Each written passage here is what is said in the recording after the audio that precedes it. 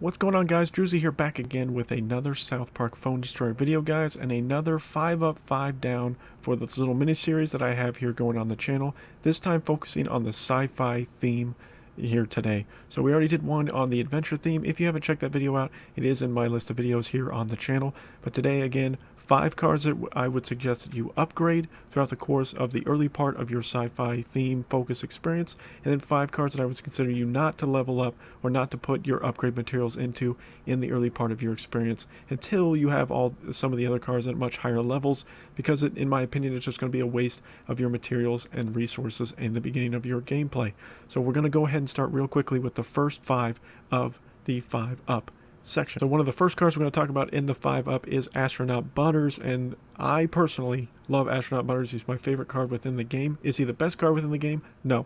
He is one of the best assassins, however, in the game. Pretty decent, about 4th or 5th right now in fastest overall first hit. I love his Death Wish ability where he speeds up his closest ally, and that does level up as he goes higher up in his level. As you see right now, mine is 5.5 seconds as his power duration, so it for some reason has rounded it up to it speeds up the ally leader or the closest ally or leader for 6 seconds, which is still really strong, really nice. He has pretty good health, pretty good attack speed for an assassin card. He's a low cost at 2. He's a common card, so it's going to be easy to level up, easy to obtain, different things like that.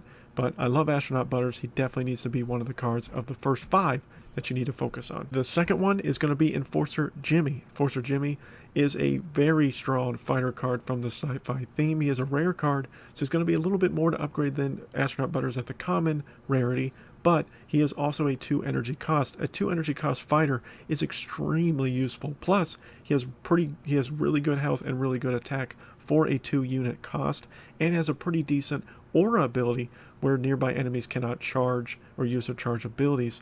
It's a very solid overall card. I do love Enforcer Jimmy a lot. He's a huge favorite of anyone that rolls sci-fi cards will have Enforcer Jimmy in their deck for obvious reasons, because his low cost and his usefulness at the low energy cost that he is at. He definitely, for sure, needs to be one of the top sci-fi cards that you focus on. As you see, I've got him to max level 4, and he's just going to get even stronger as I get him to level 5. I'm hoping he's going to be my first level 5 rare card in the game, and everyone that I know that has gotten him to level 5 rare has raved about how strong he is and how good he is. So I'm hoping to get there someday. It's going to take quite a bit of time to get the cards now, but he definitely needs to be a card in your focus in sci-fi theme. Another card is Alien Clyde, and Alien Clyde is statistically right now within the game the best Clyde of all the Clydes as far as all of his major assets.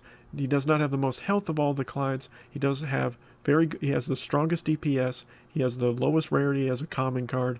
He has a poison damage that does a damage over time effect that once you level it up higher and higher does significant amounts of damage to the first unit that it hits.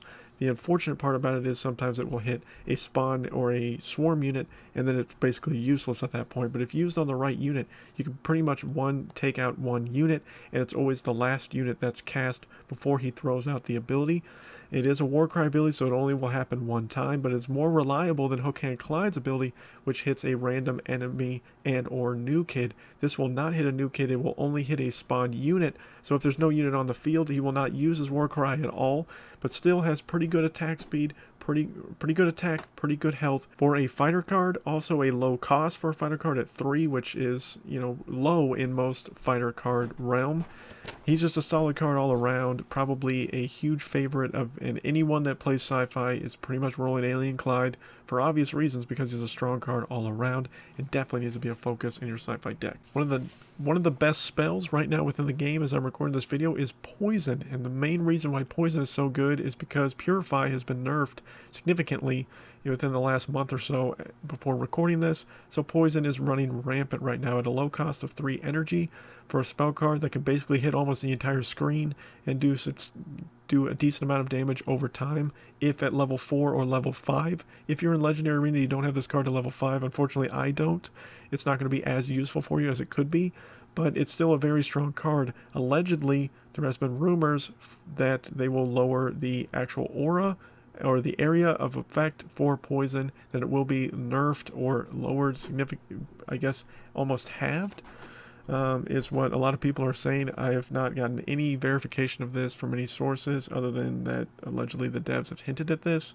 So that's subject to change, obviously, as this game goes forward. As I'm recording this video, as far as the usefulness of poison going forward, it's still a very strong spell card. Even if the radius is dwarfed down, it's still a strong card to have. It's not going to be as useful, but still useful altogether, and should still be a focus of you, especially early on if you're playing sci-fi, because it has a lot of value to it, more so than some of the other spells early on in the game. And the last of the 5 up cards is going to be Robo Baby, and Robo Baby is the newest card at the time of recording this video in the game. She is a common base range card and is 3 energy cost, which is really nice of her low cost, her common rarity, and her ability is very strong that whenever Robo Baby kills an enemy, her attack speed increases. Now, under my understanding, it's the first 3 enemies she kills maxes out this ability. It does not go on infinitely as far as the number of enemies she kills, but the attack speed boost that you get is very, very nice. And you pretty much need to use her in a swarm unit situation. If a bunch of rats or pigeons or underpants gnomes are coming at you, you should pop in Robo Baby and use her essentially as what Nelly would be to most people, or maybe a Terrence Mephisto, someone that's going to focus on doing AoE damage. She doesn't do AoE damage, but her attack speed will be increased enough that it almost feels that way.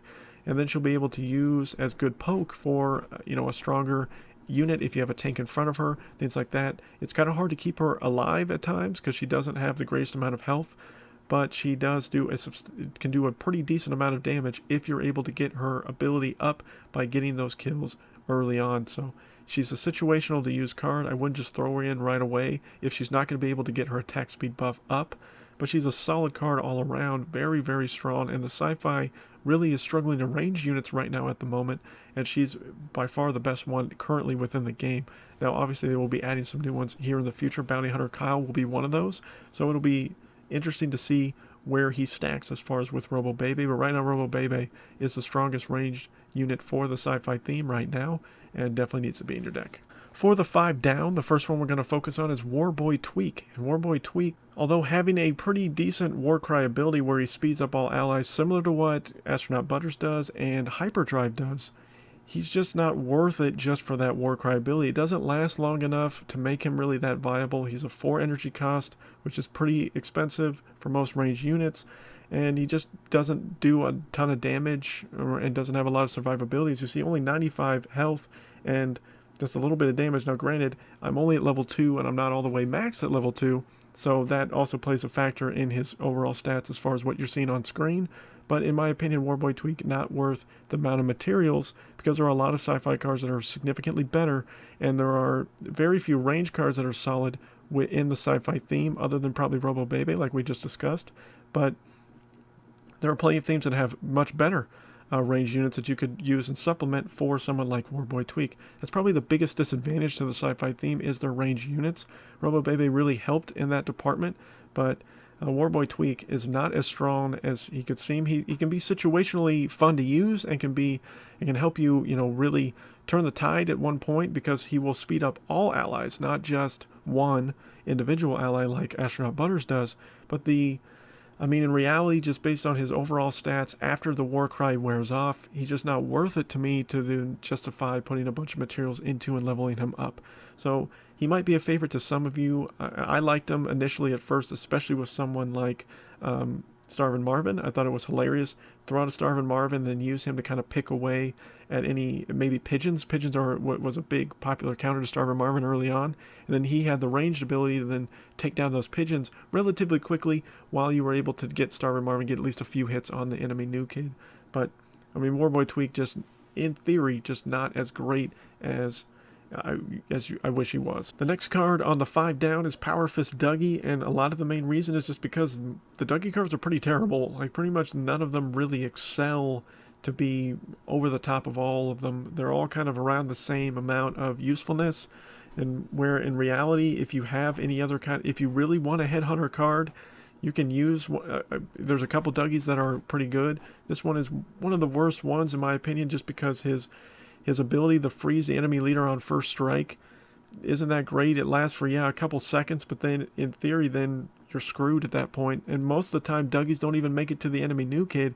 You might be able to get a sneaky Dougie off at one point during a match, but then hopefully the opponent is probably going to wise up and then just use rats or use another assassin to counter a Dougie card.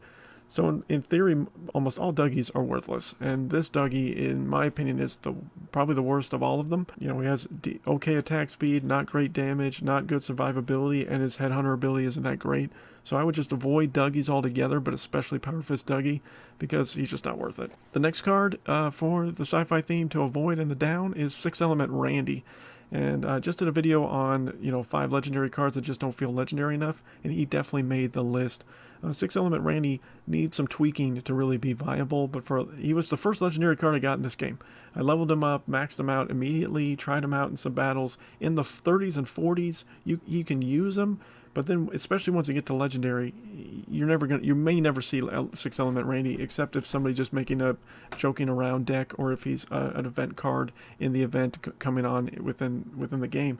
But in the grand scheme of things, just not as useful. I wouldn't use him. I wouldn't worry about him. I'd just leave him alone. For number 4 on this list, Sniper Wendy. And again, just because the overall range cards for the sci-fi theme are pretty not as useful as they could be, Sniper Wendy definitely would make this list just due to the fact that her charge ability, although sounds good in theory with freezing the enemy units for a few seconds, just isn't as powerful as it could be. She doesn't have a good survivability or attack, and her overall attack speed is pretty low.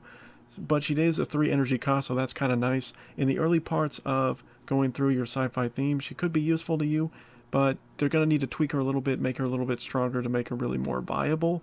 I mean, if you're going to go between the 2 rare Wendys, between Captain Wendy or Sniper Wendy, Captain Wendy's better with her charge ability and the ability to just do that straight damage to the enemy units over just freezing them. Because in the grand scheme of things, the freezing's nice for a delay, but inevitably you're not killing them. The freeze doesn't do any kind of additional like dot damage, as well as just freezing them in place. So in the grand scheme of things, you're just not going to be as useful as just straight killing them. So I think if they made Sniper Wendy's freeze last longer, maybe that would help her. But as of right now, she's just not as viable in the game as some other range cards, so I would just leave her alone. And last but not least, Gizmo Ike. Now, I know I did a video much early on in my South Park Phone Destroyer gameplay here on the channel, and where I had Gizmo Ike as the best assassin in the game. Well, I did think that at the time. I thought Gizmo Ike was an amazing assassin in the early parts of the game. And if you look at the time frame for when that video was made months ago, very early on in the game's lifespan. But now, after playing Gizmo Ike and after playing through the game, he is not that great of a card and probably should not have spent the materials or even made that video altogether. His charge ability sounds amazing. He splits into multiple Gizmo Ikes when he gets his charge ability. And if paired with Mr. Hanky, can be a really fun card to play because you can get quite a few Gizmo Ikes on the field if you use Hanky at the right time, assuming you have Mr. Hanky, of course. But in PvE, Gizmo Ike is great. He's one of the greatest PvE cards within the game because of the fact that he can just keep splitting if you can keep him alive, and you have this swarm of assassin units attacking an enemy unit. But in PvP, there's been things like Gizmo Ike challenges just because it's very difficult to get him to split, and at a 3 energy cost for an assassin is not worth it for almost all assassins within the game. One of the few that would be worth it at a 3 energy cost might be Deckhand Butters, but Gizmo Ike, he's an epic rarity, so he's going to cost a lot more to upgrade. He's just not worth spending all those upgrade materials on to only be useful in one mode, because he's not really balanced in both. So if you need a PvE grind in a free-to-play style setting, Gizmo Ike is a good assassin for you. But if you really want to excel in PvP and really push up the leaderboard, you probably won't be wanting to use this card. You'll probably be wanting to focus on spending those materials on other sci-fi cards that would really help you. So, I know I made a video on Gizmo Ike being a great assassin, and at the time he really was, in my opinion, but now, not so much anymore. And I'm open to changing my opinion here, guys. I never will sit in stone on an idea if it can change for me. But that's pretty much it for my 5 up, 5 down here for the sci-fi theme. Let me know if you guys really like this miniseries. I do enjoy making them so far. I know I got some hate and a lot of dislikes on the first one, and some people kind of argued that this is just me comparing the 2 cards. I haven't really done this style of setting on the channel for myself. I know that other content creators have done things similar to this, but this is my take on just trying to help you guys excel within this game, make better decisions with your mat usage or material usage, and upgrading the right cards to help you be more successful at the game long term, rather than just having a little bit of fun here and there. Hope this series has helped you guys out. We'll continue to do it for at least the next 2 themes, major themes of mystical and fantasy as well. But until next time, guys, my name is Drewzy.